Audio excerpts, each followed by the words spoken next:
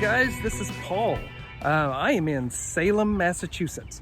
And if you know me, you know that I get incredibly excited at beautiful cemeteries. I am a taphophile and love to stop, love to see them, love to see the iconography that's on the stones.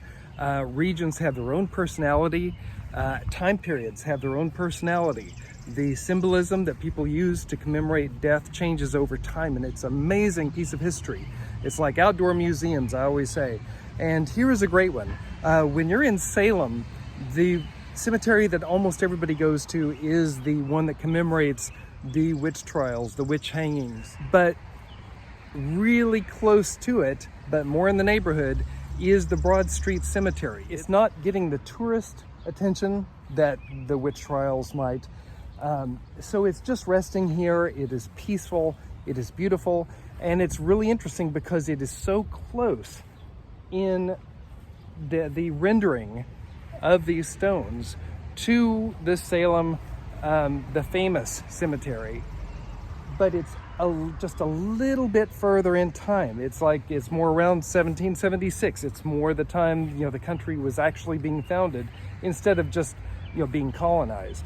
And so the iconography has changed, where you see in the famous Salem cemetery with the witch trials, you see winged cherubs, you see winged skulls, Father Time sort of motifs. By the time you get to the founding of our country, a little bit later, it's almost all, at least in this cemetery, the fad seems to be these urns, beautiful etched urns with weeping willows, and the symbolism is just one of death, one of sadness, in a sort of more symbolic way. Like, when the stones were carved for the Salem witch trial version of the cemetery a few blocks over, they were like, death was much closer to everybody. They were isolated at the time. They were in a little village. The devil was always at the gates. By the time you get to this, it's still a predominant thought, but it's like one step further from it. Like it's a little sweeter. It's a little more separated. However, even in this cemetery, you will see a few beautiful examples of the winged cherub iconography. Look at that. That is a beautiful one. And look at that. He is so angry. He is sad. Not really happy to be going at all. This one either. They are not happy. You see a few with smiling faces, but those are not them. Neat ones. All right, look at this.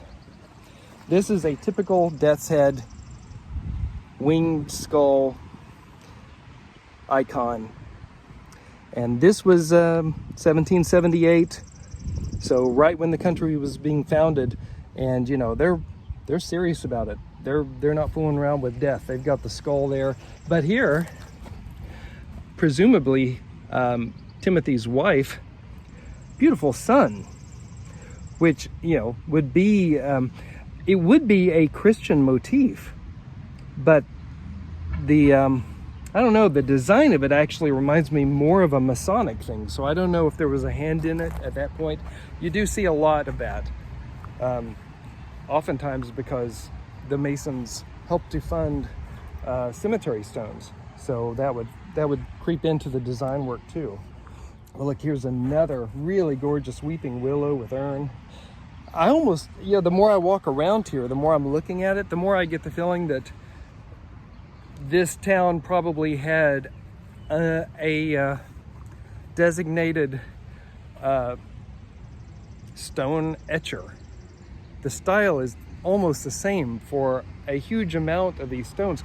Can you imagine your job in a small town before the country was founded? Your job is to work these stones and to, create them for all the people you knew, because you lived here too. And you had to etch these things out. Now, I've also read that some worked like they were commissioned from another town, so maybe that's not always the case, but I have a feeling this person lived here. It's just like, I don't know, there's too much similarity. Here's an interesting one. This little dude is clearly an angel. Like, you got the little figure, you got the wings, but that almost reminds me of like almost a breath, you know? Look at that. Like, it's coming right from the mouth. And I don't know if that would be intentional or not, but it looks that way. It looks like he's just like, you know, breath of God or something. And look at this. That's a gorgeous one. That's really sweet. The color is nice and dark. A little buzz cut for this dude. I don't know. Sweet, sweet, sweet, sweet. Oh yeah, here's one I'm talking about. Like, you know, sometimes like the groundkeepers, I guess, don't know exactly what to do with these. This little dude's just leaning here. Look at that. I shouldn't be even touching it, but it's just resting there. What a great thing just to be able to walk through a cemetery. This is like really like a museum. It's just gorgeous. The artwork is gorgeous. The history of it, you know, these stones tell you about these people, and a lot of them were founders or they were infamous due to things like the witch trials. How they recorded their death is one of the most profound things to walk through and to be a part of. I mean, that's why they made them, you know, so we would be here later walking through and remembering them and contemplating their lives and maybe, you know, putting ours in perspective a bit at the same time.